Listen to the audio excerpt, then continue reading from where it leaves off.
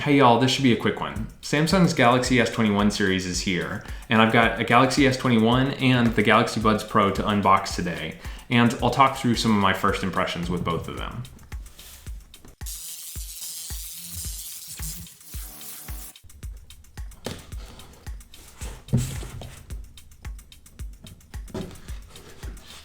There we go. Good start. Put this aside. All right, let's pull the phone out. And I'm not going to get into the details of what comes inside. There is a cable. It even says cable inside. Notably, there's no charging brick inside. So like Apple, Samsung's removed the charging brick. So unfortunately, you're going to have to get one of your own or use one of the ones that you already have.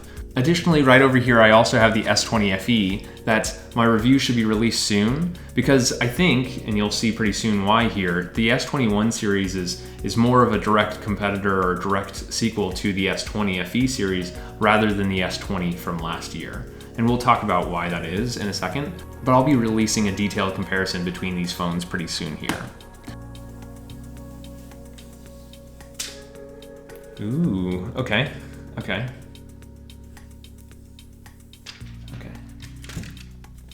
Okay, one of the biggest concerns that people have with the S21, the regular small S21, is that it has a polycarbonate back, a plastic back, similar to the S20 FE and the regular Note 20 from last year. I was perfectly fine with that, but I can understand a lot of people would feel that it doesn't really fit on a premium phone. On first glance, I will say that this does look a little bit more immediately plastic than the S20 FE. Maybe it's the color. It's probably just the color that I chose. I chose this white finish because I thought it looked good in pictures. But now looking at it, I do think it's more noticeably plastic. That's not a big deal for me. I actually like the feeling of the polycarbonate back in my hand. And on first glance, I actually like this design. So apart from the plastic back, it also has the metal side rails that curve into the camera bump. I would prefer just not having a big camera bump at all, but frankly, this camera bump seems to be significantly smaller than what I'm used to on other Samsung phones. Now, notably, I just came off using the Galaxy Note 20 Ultra, which had a massive camera bump, and I've also been using the Z Fold 2, which I'll have a review coming out soon, which also has a pretty large camera bump. So this one is relatively minimal. We'll have to see whether the actual pictures that come out of it are just as good as last year's cameras, and hopefully even better. Now let me get it booted up and I'll start talking about my first impressions of the design. This phone is significantly smaller than most other phones that I've used this past year, and I really like how small and comfortable it sits in my hand. I think I prefer smaller phones, and that's one of the reasons I went with the Galaxy S21. Now notably, the Galaxy S21 relative to the Plus and the Ultra models are short some features. Notably, it's got a plastic back where the other two have glass, and it only has 3 cameras where the S20 Ultra has 5. Frankly, I'm a little anxious to see the results from this camera. I'm sure the pictures are going to be excellent, but I'm really disappointed that I'm not going to get the absolute best pictures where I would if I went with the Ultra. Because if I understand right, in addition to having the additional lenses, the S21 Ultra also has a different primary sensor, and so therefore the camera results might be significantly different. We'll have to see in the next couple weeks. Now, while I'm transferring data over from my S20 FE, I'm going to talk about the comparison between these two devices from a design standpoint. In the hand, if you told me that these devices were related, I would actually believe you because they feel quite similar. But that's actually a good thing because I really like the in-hand feel of the S20 FE. Now, the S21 has a significantly smaller size, and so it fits a little bit more comfortably when using it one hand, which is particularly why I chose it. In my opinion, the S21 does look like it's designed better because the camera bump looks significantly better than the S20 FEs, but I do wish I had this teal color on the S21 because I really appreciated it. The bezels on the S21 are actually significantly smaller, so you do get more screen real estate for the size, but thankfully both of them have the flat front panels, which I know that some people are going to mourn the loss of the curvy front edge that came on basically all Samsung phones for the last couple of years, but frankly, I'm glad that we've switched back to flat panels because it's a lot easier to grip for me. we'll keep Smart Switch running and we'll set the S20 FE aside, and then we'll start working on this. Wow. Okay, just from a visual standpoint, and my room's really messy, so I can't show you this picture, but from a visual standpoint, it looks like these pictures are very, very crisp. And so I'm really excited to see what comes out of this camera. And while we let it finish setting up, let's unbox the Galaxy Buds Pro. So now I've used the Galaxy Buds Plus, the Galaxy Buds Live, and now this is going to be my first chance using the Galaxy Buds Pro. I'm pretty excited, specifically because I've been waiting for noise cancellation to come to the Galaxy Buds. And frankly, while the Galaxy Buds Live did technically have noise cancellation, you could hardly call it that because they weren't really sealing your ears at all.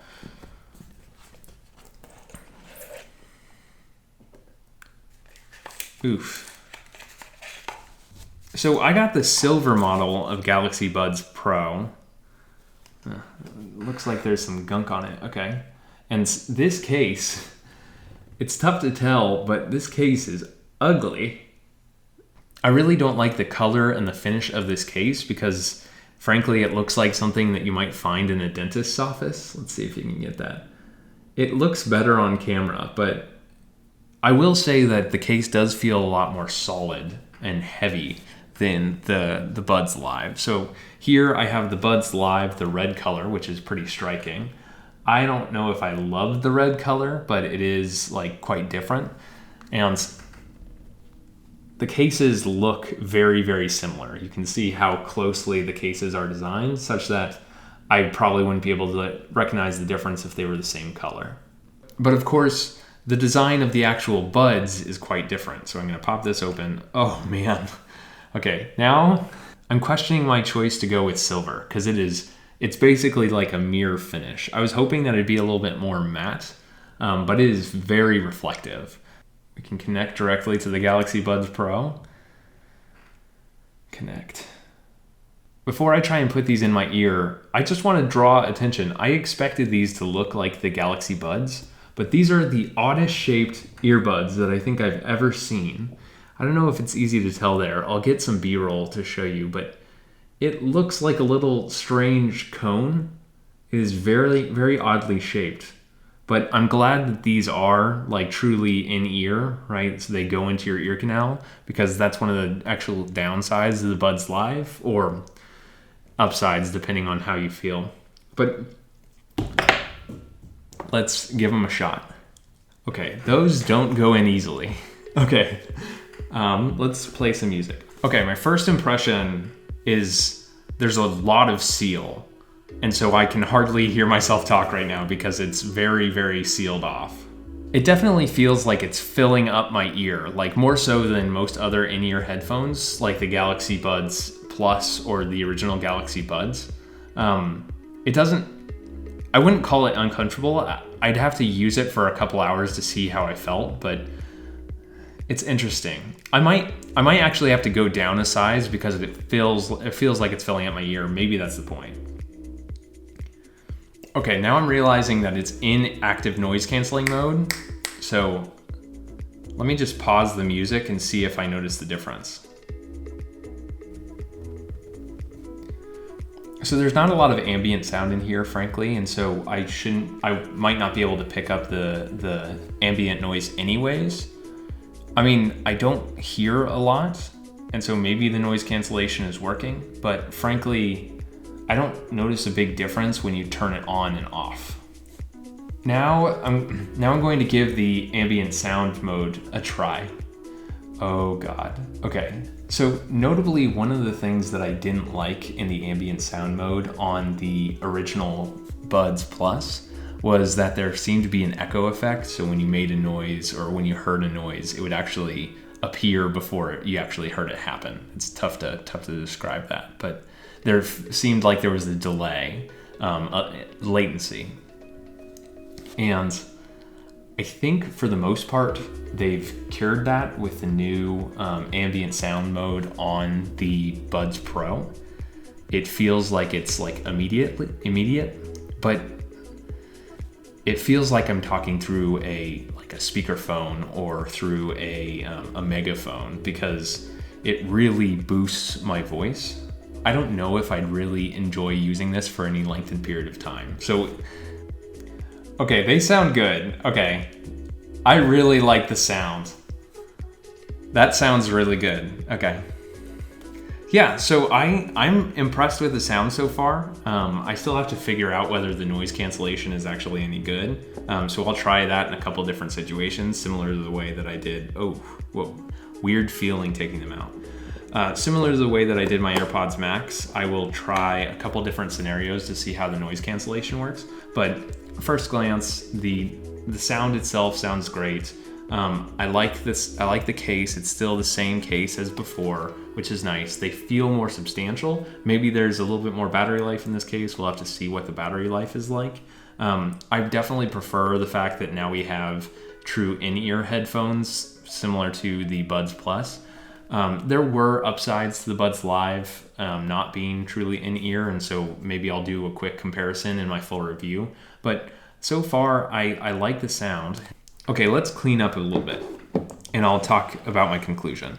So frankly, I'm not usually one to recommend pre-ordering, but the fact is Samsung always has these massive pre-order deals that basically allow you to get the new phones for, $500 or $600 equivalent.